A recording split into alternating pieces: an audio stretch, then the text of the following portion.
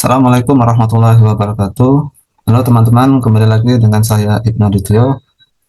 Pada video kali ini saya ingin sedikit menjelaskan materi tentang kecerdasan buatan. Nah, nanti akan terkait juga dengan logika fuzzy dan juga sistem pakar. Oke, apa itu kecerdasan buatan?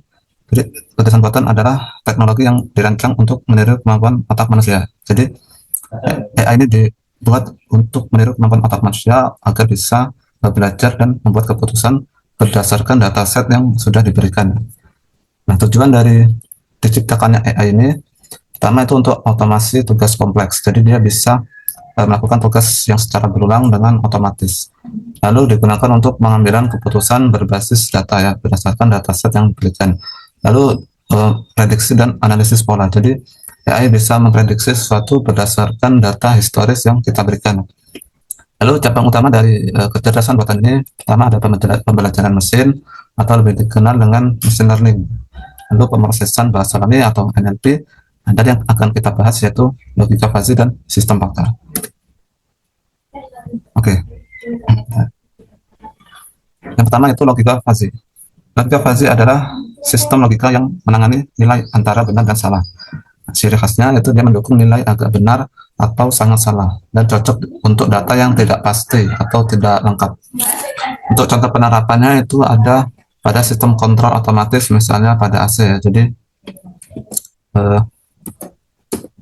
misalnya pada AC logika fuzzy itu bisa digunakan untuk mengatur suhu secara otomatis.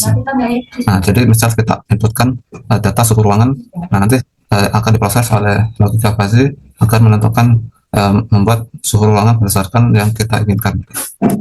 Lalu ada selanjutnya yang kedua itu sistem pakar. Nah, definisi sendiri dari sistem pakar yaitu program yang meniru pengambilan keputusan ahli di bidang tertentu.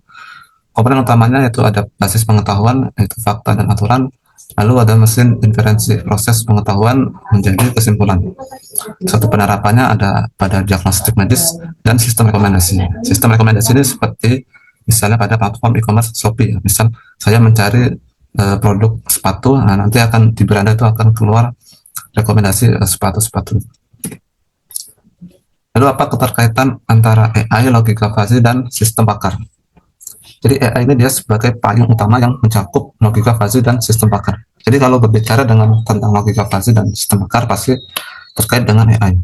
Lalu logika fuzzy digunakan untuk menangani ketidakpastian dan sistem pakar memanfaatkan logika fuzzy untuk membuat aturan adaptif.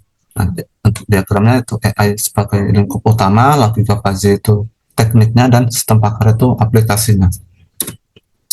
Nah, kita masuk ke studi kasus untuk dari implementasi ketiga konsep tersebut. Contohnya misal sistem pakar untuk diagnosa penyakit dengan logika fuzzy. Untuk prosesnya, pertama kita inputkan data gejala pasien misalnya demam, batuk, atau nyeri. Lalu untuk prosesnya, logika fuzzy akan menghitung tingkat keparahan gejala.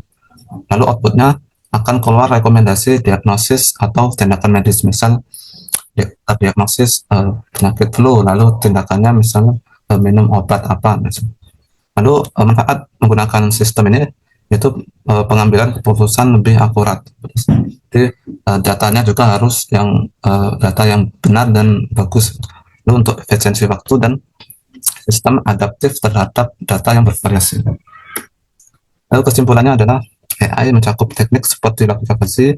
Logika fuzzy menangani ketidakpastian dan sistem pakar memanfaatkan logika fuzzy untuk fleksibilitas aturan. Dan potensi untuk masa depan yaitu kombinasi dari ketiga konsep untuk sistem cerdas yang digunakan untuk sistem cerdas seperti kendaraan otonom atau untuk memprediksi bencana. Oke, jadi itu penjelasan dari saya. Nah, saya harap untuk teman-teman dapat belajar lebih dalam tentang kecerdasan buatan, karena memang ilmu kecerdasan buatan ini sangat penting, apalagi sekarang itu semua perusahaan teknologi itu menggunakan kecerdasan untuk aplikasinya. Oke, terima kasih. Assalamualaikum warahmatullahi wabarakatuh.